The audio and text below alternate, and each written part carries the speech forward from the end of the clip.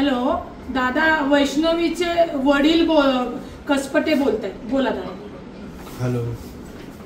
ज्या दिवशी कथेतला घडली आपल्या मुलीने मला वाटतं त्या मुलाशी लव्ह मॅरेज केलं होतं ना वाटतं. हा, लव्ह मॅरेज. हा, तर त्यावेळेस पण तिने मला लग्नात सांगितलेलं होतं.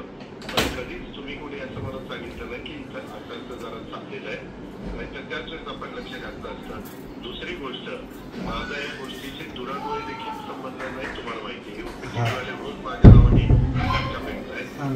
मला कळाल्या कसपटे साहेब की ताबडतोब ह्या सगळ्यांना अरेस्ट कर.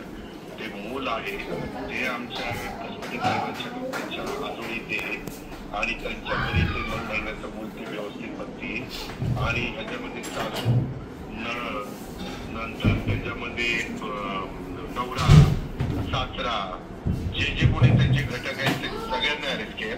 आता सगळ्यांना अरेस्ट केलं गेलंय. फक्त तो सासरा कुठेतरी पळून गेलाय. 3 टीम लावल्या होत्या, अजून टीम वाढवायला सांगितलंय. त्या सोडणार नाही, सगळी कलम घातलेली आहे. आपली सोन्यासारख्या मुलीला त्यांनी संपवलं.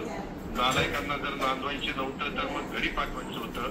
लव्ह मॅरेज करतात इतके तरी दादा तुम्ही त्यावेळेस शंका खोचक विचारलं होतं, यांनी मागितली का तुम्हाला नाही दिली? कधी कधी काय होतात, वडील अलीकडे मुलावर तेवढंच प्रेम करतात. चला आपली लेख आहे, मुलीला पण आता तेवढंच हिस्सा आपण द्यायचं म्हणतो. म्हणून कधी कोण फ्लॅट देतं, कोण गाडी देतं, कोण काय देतं.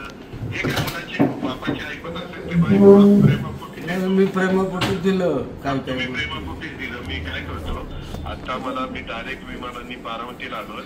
मी उद्या कोल्हापूरला आहे, पण परवा मी तुमच्या घरी भेटून जाईल किंवा उद्या संध्याकाळी भेटून जाईल. 13 आपण बोलूया. नाही पण 13 सकाळी होईल.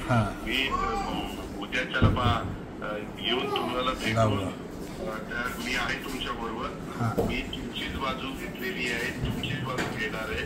मी मुलींच्या बाजूचा आहे, मी महिलांच्या बाजूचा आहे. काळजी